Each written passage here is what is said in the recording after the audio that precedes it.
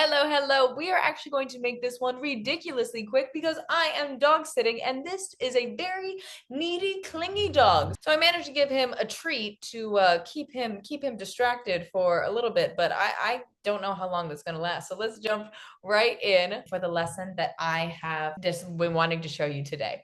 All right, it's called Fall Mixed Up, and through it, we're going to go over some solfege, we're going to go over some rhythms, we're going to go over how this can be for no prep. You can use this as a lesson for yourself or a lesson that you want to leave for your sub because there's not much that really needs to be taught, but there is a lot of different ways that we can be reviewing, getting our students up and moving, and even a music map. So let's jump right into Fall Mixed Up. I will walk you through how I use this story to really get my students engaged and actively participating in music. So the first things first, if you've seen one of my videos, then you know I always start with the scarf dance, one of my favorite things to do as a way to transition my students into the classroom. Not only that, but in my mind, it gets them up and moving, experiencing for a lot of times classical music, but in a way that they can feel the fundamentals in their body. So for right now, you can go ahead and check out any scarf dance on my YouTube channel. I do have a couple up. I have Vivaldi's Autumn. I have Mozart's Symphony Number 40, Flight of the Bumblebee, and I'm sure there are a couple more. After my scarf dance, we jump right into getting ready for the story Fall Mixed Up, which if you haven't read it yet,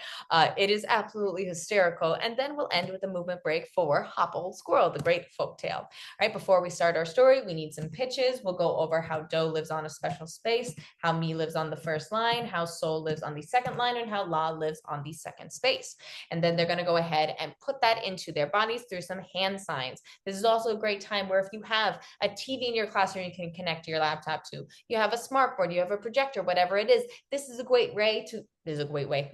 This is a great way to go ahead and give your students a small movement break that they can only earn if they are doing the right thing, meaning that they are sitting up tall, their bodies are calm, their voices are off, and they are ready to go. I want to know what pitch we see on my smart board. Daniel, can you go ahead up and tap the smart board and tell me what pitch this is? That's Do lives on a special line. Wonderful. Then we go through it all. For this one, I didn't put the actual name of the pitch because I really wanted them working more so for my students on the where that pitch was found. So I asked them, where is it? It's on the first line, it's on the second line. That way, if they didn't know what pitch it was, no worries, they can tell, well, there's the first line, number one, so they can tell me it's on the first line. So probably for a little bit younger kids, kindergarten, right? First grade, second grade. All right, and then they go through, they can add in the hand signs. So maybe they're doing La, they're doing Do, they're doing Sol, whatever it is. And then they jump right into putting it onto a simple song that they're gonna need to use throughout the story, Fall Mixed Up.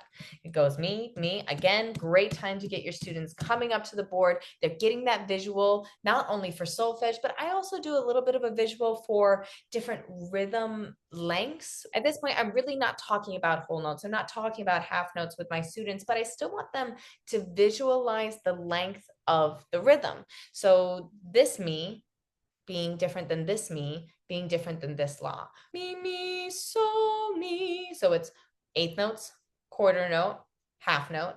Mi, la. Eighth note, half note.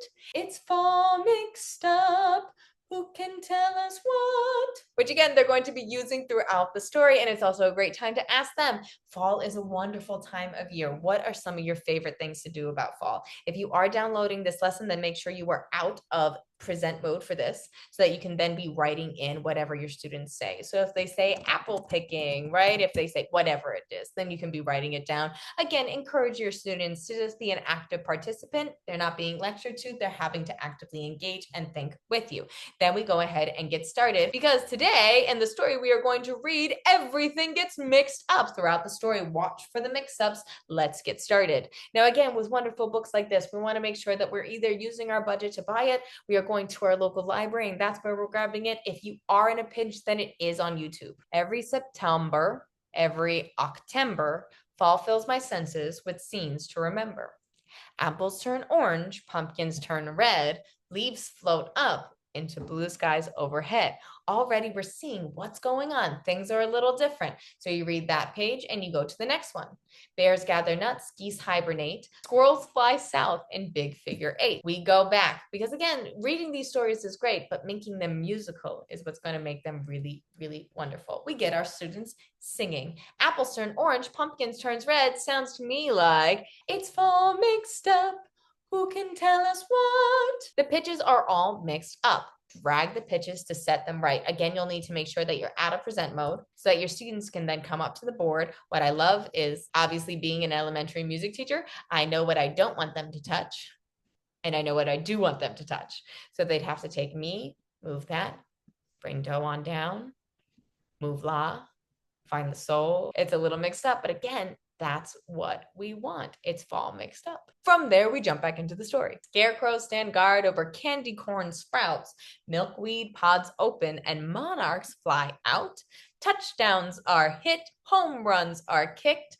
Kids leap in great heaping piles of sticks. It's so fun. It's so easy. Your kids will be hooting and hollering with laughter. I would say one word of advice, make sure that you're telling them when they see something that's mixed up to raise their hand, then you can have them talk about it. But first things first, squirrels fly south, candy corn sprouts, sounds to me like all mixed up. Who can tell us what? From there, we have to have some rhythm practice. Some are correct, some are not. Don't get tricked. If we're talking about scarecrow, it's correct. If we're talking about squirrel, it depends on your pronunciation, honestly.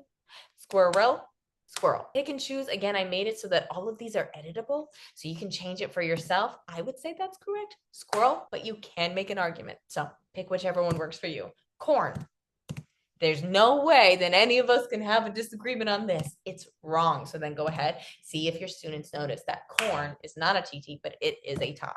Apple, same thing. All right, last one. Acorn, pine cone, bear, leaf.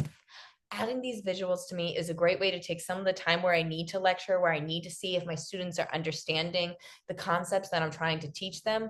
But by adding these simple animations, it makes it so that my students are still engaged. They want to be the one to go up and tap the board, right? Tap the smart board, tap the projector, whatever it is. They want to be the one to say, miss, this one is wrong. So I'm going to make sure that they're earning it by needing to sit up straight, by needing their body calm, by needing their voice off, making sure that they're meeting my expectations so that they can be the one to go up to the board. Or if I see that they need a movement break, then I can also make that a simple, easy movement break. It gets them learning what I want them to learn. It gets them moving in a way that's simple, quick, and easy. All they're doing is walking up to the board, but it matters. And then you can go through and go acorn, pine cone, bear, leaf, right? Or t, ta, ta, etc. Then we go back to the story.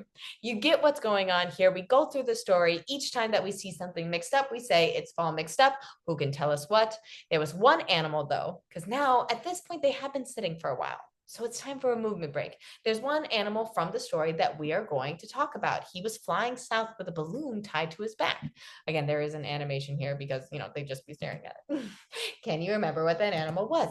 It was a squirrel. All right, we're going to go through and we're going to sing the folk song, Hop Old Squirrel. All right.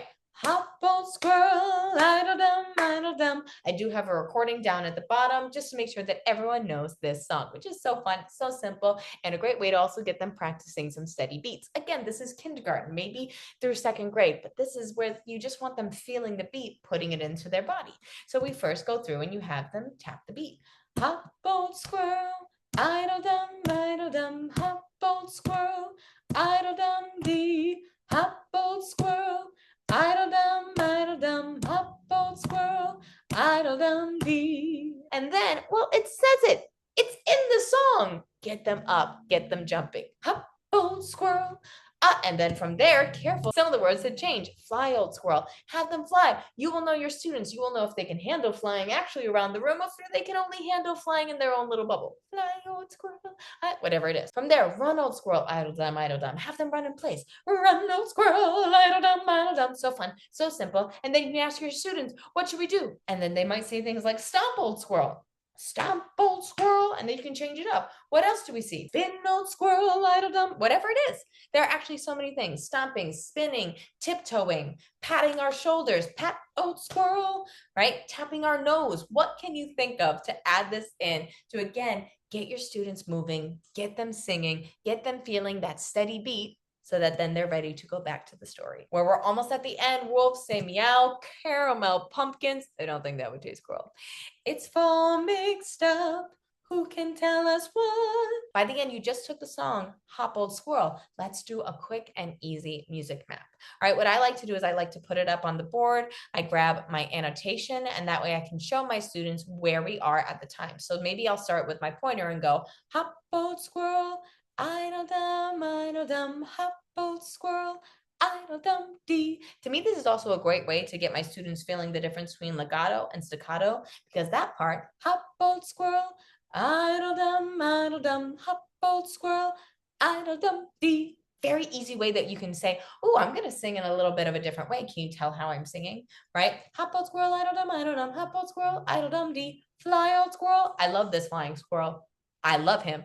I think that he is just the cutest thing in the world. Maybe you think so too. All right, my battery is low, so that means I have to go even faster, but it's okay because we are about at the end.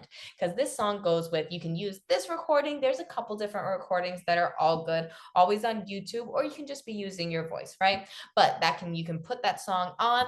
I have done it before where I print this out and then I hand out crayons to my students and they follow along with Hop Old Squirrel, idle dum, hop old squirrel, idle dum dee. And they follow along like that. Again, kindergarten through second grade. By the time they get into third grade, this would probably be too simple of a music map for them, but it's a great way to get them started on being able to follow that. And an even greater way for later on, you can bring this back and use it to talk about form, which this is a very simple and clear-cut form that you can see. And what I love about this lesson is it's straightforward. There's nothing that you're going to have to go, oh, what did I want to do here?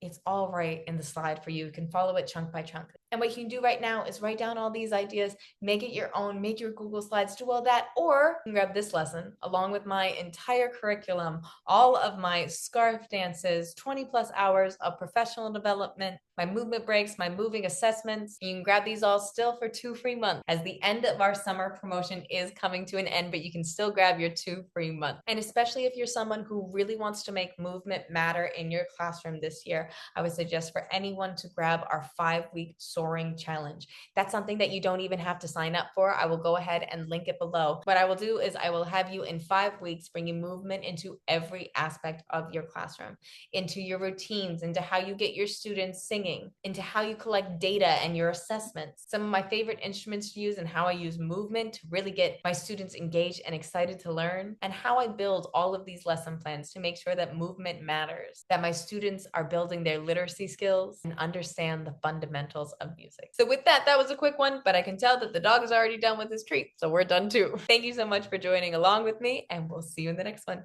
Happy playing.